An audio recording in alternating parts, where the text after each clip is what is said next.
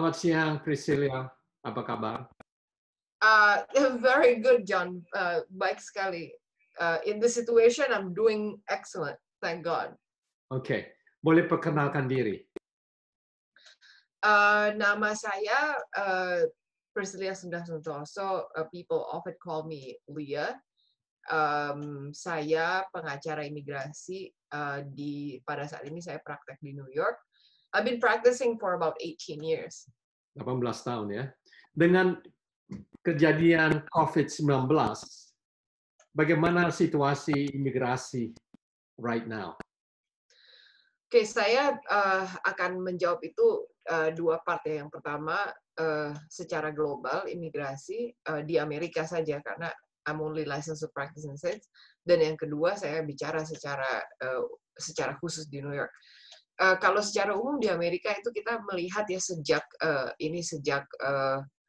ya kalau di New York kan kita menyebutnya work from home ya, New York on pause. Itu banyak terjadi kelonggaran-kelonggaran yang tidak pernah kita lihat sebelumnya. Jadi misalkan ya tiba-tiba ada email massal langsung dari USCIS yang mengatakan bahwa apabila Anda mendapatkan request khusus yang di-issue dari tanggal-tanggal tertentu ya dari 1 Maret, itu akan di-extend selama 60 hari. Itu pertama. Lalu yang kedua adalah diperbolehkannya mempergunakan duplicate original signature. Kalau saya secara praktek itu selalu dimanapun klien saya selalu berusaha untuk minta tanda tangan basah.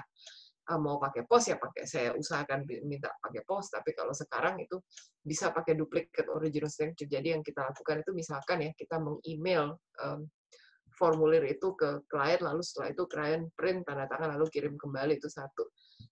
Ya tapi kira-kira itu ini kan this is an unprecedented time for everybody ya. Jadi ada hal-hal yang belum pernah kita lihat sebelumnya, tapi ya sekarang terjadi begitu. Nah, itu secara umum. Nah, saya perlu ingatkan juga, mungkin bagi teman-teman yang melihat ini sebagai informasi saja, imigrasi itu kalau kita lihat itu kan tidak hanya USCIS ya, tidak hanya USCIS dalam arti tidak hanya application. Jadi USCIS itu kan agency yang membawahi application, lalu ada juga ICE yang sifatnya enforcement, Immigration Customs Enforcement, dan juga ada CBP yang Custom Border Protection, itu yang lebih kepada airport. Nah, sebenarnya ada satu branch lagi yang sebetulnya secara legal tidak belong to US Department of Homeland Security, tapi itu belong to US Department of Justice, which is Immigration Court. Jadi pengadilan imigrasi atau Immigration Court itu kan di bawah DOJ. Nah, jadi kalau ini yang tadi saya bicara itu kan itu adalah operasi Homeland Security. Nah, sekarang ini DOJ ya, DOJ yang Immigration Court. Nah, percaya atau tidak, kalau bagi saya pribadi ini hal yang cukup mengecewakan ya, karena jadi tuh di tengah semuanya ini shutdown, bahkan USCIS itu sudah membatalkan in-person meeting.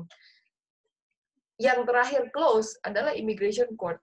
Jadi believe it or not, pada saat ini Immigration Court itu masih buka untuk filing, sekarang loh ya, masih open for filing. Dan ya di luar bahwa kami itu bukan esensial di New York, kan ada aturan kalau hanya esensial yang boleh kerja ya ketika masa-masa New York on pause ini. Tapi ya mau tidak mau bagaimana, we kept working karena ya jadwal belum di reschedule, satu. Dan legally kalau misalkan let's say ya klien itu ada hearing atau ada lebih parah lagi misalkan final hearing atau individual hearing, sedangkan itu tuh belum jadwal itu tuh belum di cancel atau bagaimana, kita kan harus tetap prepare. So ini yang menurut saya mungkin ya itu salah satu wujud dari oh wow, this is such an unprecedented time, sampai kita sendiri pun nggak tahu apa yang terbaik untuk dilakukan, kira-kira seperti itu. Jadi seandainya orang yang sudah minta H1, jadi right to work in the United States, itu juga sekarang bagaimana itu statusnya? Nah, sekarang begini, saya nggak akan bicara hanya mengenai H1 ya, tapi saya bicara secara global aja ya, karena permintaan untuk H1, permintaan untuk O1, permintaan untuk R1 is the same thing. Oke, jadi begini, ketika tapi khususnya untuk H1 dan untuk beberapa untuk sebagian kecil visa itu kan ada service yang namanya premium processing. Nah, premium processing itu you pay an extra amount of money, $1,400 and change in addition to USCIS, right? And then in exchange of that payment, mereka akan memproses aplikasi Anda selesai dalam waktu 2 minggu, gitu kan. Nah, percaya atau tidak, salah satu perubahan yang terjadi adalah premium processing itu suspended. Jadi, ya sebenarnya begini ya, dan ini juga ada satu hal yang ketika that you mentioned that now, I think it's very important as an information to know ya. Meskipun ada banyak changes seperti ini dan otomatis ya processing time itu akan lebih panjang, gitu ya, itu jelas. Gitu. Imigrasi tidak merelax, they did not relax the rules on kalau misalkan let's say Anda expire, Anda punya status expire, saya kasih contoh aja 15 Maret misalkan begitu ya, atau 25 April gitu. Apakah Anda harus tetap file extension sebelum tanggal itu? Jawabannya yes. Tentu saja banyak pengacara ya dari Immigration Lawyers Association yang mengatakan bahwa wah ini nggak adil, ini bagaimana mau pergi ke post office, mau begini, mau begitu, gitu ya, mau ya kantor lawyer pun banyak yang tutup ya, especially saya kasih contoh misalkan ya, saya tahu ada kolega saya itu yang punya kantor persis di depan imigrasi di Manhattan dan itu gedungnya tutup. Bagaimana dia akan bekerja, gitu ya? Nah, itu satu. Nah, oke, you file online, tapi kan itu semua ada keterbatasan. Nah, jadi hal-hal seperti itu ya kembali ke pertanyaan you tadi, kalau Anda sudah mau file H1 ataupun visa apa aja, apa yang terjadi? Dampak pertamanya adalah ya dari semua application itu processing time is going to increase, gitu aja. Jadi processing time itu pasti akan meningkat. Itu aja yang paling penting. Nah, cuma kalau misalkan ada yang akan expire atau bagaimana, aturannya adalah begitu application itu di-file, maka status Anda akan oke sampai ada adjudication itu. Nah, dengan catatan that application was filed in good faith ya, karena kalau tidak, menurut aturan tolling itu hanya sampai 120 hari. Nah, memang itu juga ada, that's a little bit, that's another nuance in the rules. Cuma ya that's all we have right now. Ada pertanyaan juga, sebagian dari yang datang ke Amerika itu kan minta suaka politik ya. Walaupun Indonesia sekarang sudah tidak terlalu banyak masalah tentang problem politik ya. Tapi bagaimana harapannya, saya rasa bagaimana sekarang statusnya di imigrasi Amerika? Ini kita bicara mengenai suaka politik untuk Indonesia atau secara umum? Indonesia. Indonesia, oke. Kalau sekarang ya, kalau dari apa tren yang saya lihat ya, dari tren yang saya lihat itu pengaju political asylum dari Indonesia sudah jauh dari angka yang ada pada saat tahun 98 ya. Jadi kalau dari pengamatan saya, orang-orang yang datang kemari itu mereka sudah paham bahwa political asylum itu bukan suatu option. Itu kalau itu saya melihat sendiri karena ada beberapa orang yang datang untuk konsultasi dan bertanya kepada saya bagaimana caranya untuk convert untuk ke work visa. Lebih daripada itu dibandingkan untuk mencari suaka politik. Kalau secara umum, kalau mau saya tambahkan sedikit, ini meskipun this is not your question, ya sekarang ya pada saat ini karena terjadi crisis at the border dan ada perubahan dari hukumnya, karena kan Amerika is a common law state gitu. Amerika kan semuanya mempergunakan common law. di mana itu ada perubahan-perubahan yang drastis yang terjadi that was promulgated by the Board of Immigration Appeals, di mana ada hal-hal yang it would have worked 2 years ago, but it wouldn't have worked now. Dan itu it's very it's very fair to say that or it's very fair to perceive that that was a response to what happened at the crisis of the border. That's what I believe. Mm-hmm.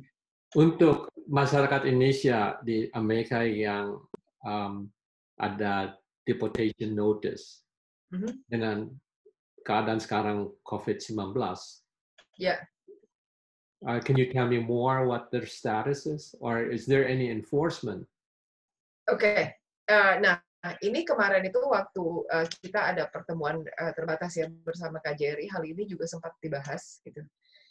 Tapi begini, kalau itu you have to ask each jurisdiction, karena yang tadi kan kita balik ke pernyataan saya mengenai bahwa imigrasi USDHS Homeland Security itu kan ada beberapa ada beberapa branch. ICE itu bekerja lokal, oke? ICE itu bekerja lokal, dan saya tahu New York sendiri itu semua pada saat ini, kalau khusus untuk New York, ICE itu frozen sampai tanggal 26 April. Dan kemarin juga ada keterangan dari KJRI bahwa mereka juga mendapatkan informasi yang sama. Nah, namun di beberapa tempat, misalkan yang saya dengar dari warga di Philadelphia, bahwa tetap ada yang seperti ini.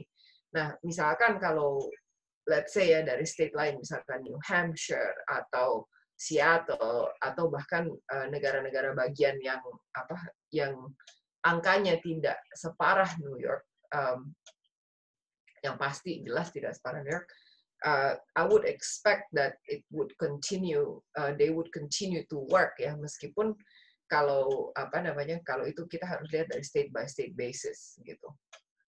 Oke. Jadi Priscilla sebagai immigration lawyer bisa menangani seluruh Amerika kan, karena that's a federal case, correct? Yes, that's correct ya. Yep. Ya, it's a federal case. Nah, ini juga menarik ya kalau ini saya tuh baru dapat telepon dari salah satu klien saya yang kebetulan ditahan di Arizona, tapi bukan non Indonesia ya, karena dia baru ini menyeberang dari border gitu ya. What is interesting is that mau ada shutdown, mau ada ini, mau ada itu tetap bekerja, mereka tuh tetap bekerja di sana gitu loh. Jadi ini bahkan ada officer yang tadi pagi baru mengirim pesan melalui kliennya, tolong telepon saya karena ini ada pengaturan begini gitu. Nah, I'm just about to give him a call once I'm done with you. Tapi ya intinya mereka di sana tetap bekerja. Kalau di New York, well, it's a different story. Mungkin juga karena it's New York on pause ya. Terus seandainya ada orang Indonesia yang ingin emigrate ke Amerika, status apa yang masih terbuka? Ini begini, ini pertama saya jawab secara global ya, karena that's like conference material for about 3-4 days gitu. Sebetulnya ada lebih dari 50 cara untuk datang ke Amerika. Cuma sayang sekali yang terkenal di kalangan masyarakat, dan ini bukan hanya untuk orang Indonesia saja, itu ya asilum. Ayo kalau kita datang kita ngapain? Udah asilum aja deh, syukur-syukur dapat, selesai urusan begitu. Nah, tapi sebetulnya ada lebih dari 50 cara untuk mendapatkan surat di sini. Nah, itu mungkin pembicaraan untuk lain hari ya. Itu pembicaraan untuk lain hari. Tapi misalkan dilihat dari keahliannya seperti ini, apakah ini begitu? Apakah bisa dapat sponsor di sini? Apakah dapat sponsor di sana? I just have to mention this ya. Untuk mendapatkan green card melalui sponsorship untuk employment, tidak ada requirement that the person has to already work for the employer. Itu misalkan itu adalah hal salah kaprah yang that I find a lot in my practice. Jadi banyak hal-hal yang misalkan itu pendapat umum belum tentu what is actually written in the law. That's that. But there are a lot of ways to come here. You just have to choose which one is viable for you. That's it. Person terakhir boleh kasih ke pemirsa Kabari mengenai imigrasi. Mengenai imigrasi, oke. Saya menyarankan untuk siapapun yang melihat video ini ya, untuk try to always keep updated ya. Kita harus coba update terus karena dalam situasi seperti ini orang terbaik yang bisa mengupdate diri kita sendiri adalah kita. Toh kita kan duduk-duduk di rumah nih ya. I've been hunkered down since March 15th. Jadi tolong kalau bisa itu lihatlah uscis.gov. Itu yang paling penting ya, karena informasi itu semuanya itu yang paling umum dibutuhkan ada di situ, karena cuma sebagian kecil aja persentase yang orang yang membutuhkan jasa dari pengadilan.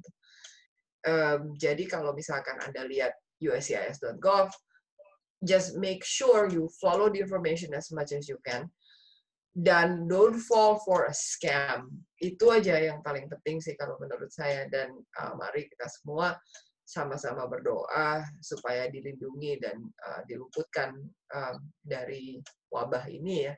Dan kalau pesan saya pribadi adalah, terutama karena saya tinggal di New York, ya sekarang kalau saya boleh katakan itu, New York adalah Wuhan, jadi kita itu mungkin Wuhan 2.0 kali, mungkin bisa begitu ya.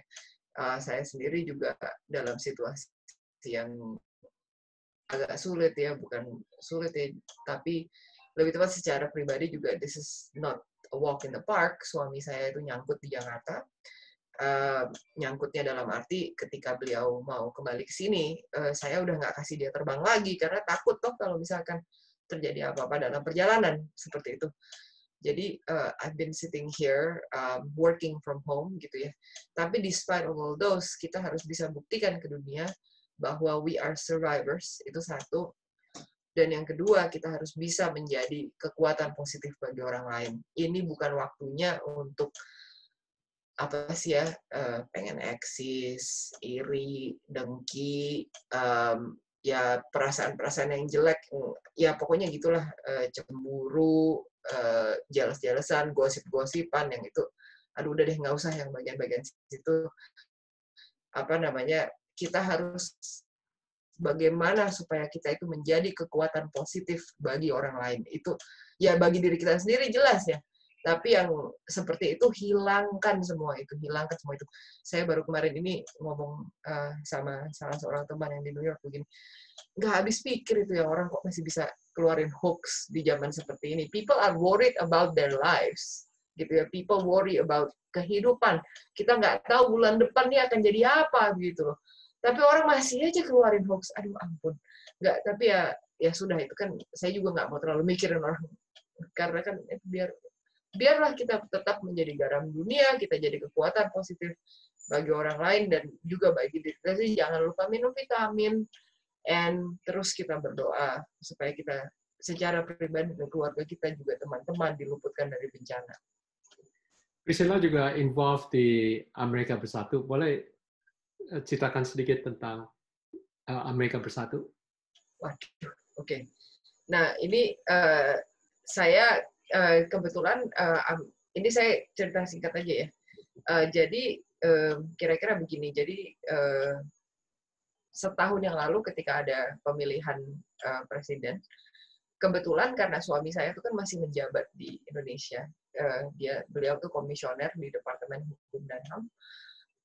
Jadi salah seorang komisioner hak cipta ya di Hukum dan HAM. Jadi saya sebetulnya itu untuk beberapa waktu sampai mereka ada kesepakatan, keluarganya itu nggak boleh ke kampanye. Jadi saya itu membantu teman-teman dari belakang.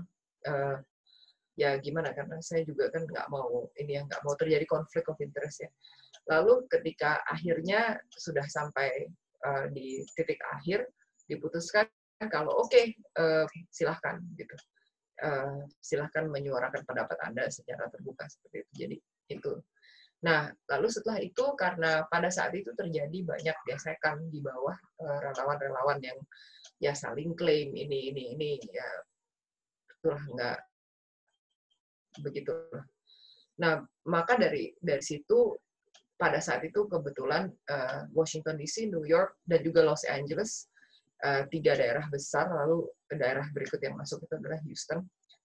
Seingat saya yakin itu Houston. Ada Kak Baby dan ada Kak Ati. Jadi kita akhirnya dari 4 daerah itu ya udah kalau begitu, karena begitu banyak kelompok dan ya itu tadi ya awalnya terjadi gesekan, kita bersatu saja, maka ditemukanlah nama Amerika Bersatu. Pada saat itu Amerika Bersatu itu belum founded as an entity, as a formal entity. Tapi setelah kampanye berakhir, pada saat ini Amerika Bersatu itu ada di 37 negara bagian tepatnya. Ya teman-teman karena nggak mau pisah aja, jadi ya tetap aja ada di WhatsApp group, ada ngobrol, ada ini, ada itu. Jadi ya mereka ya setiap hari, ayo kita tetap bikin kegiatan gini dan begitu. Dan ya gimana ya, itu tadi Amerika Bersatu difokuskan kepada bagaimana kita menjadi kekuatan bagi orang lain ya, terutama pada masa-masa ini. Kemarin teman-teman yang kreatif itu idenya Mbak Trisha Sumaryanto yang dari Washington DC itu, dia buat Amerika Berkebaya, dan itu luar biasa sekali.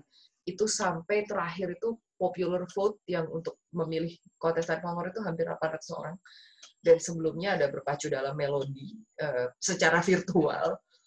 That's like out of, thinking out of the box. Itu idenya Mbak Sinta dari Philadelphia.